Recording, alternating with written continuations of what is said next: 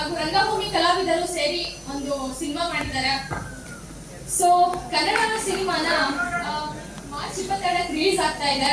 ಕನ್ನಡ ಸಿನಿಮಾನ ಥಿಯೇಟರ್ಗೆ ಬಂದು ನೋಡಿ, ಕನ್ನಡನ ಉಳಿಸಿ ಬೆಳೆಸಿ. All the best. ಸಿನಿಮಾದ ಎಲ್ಲ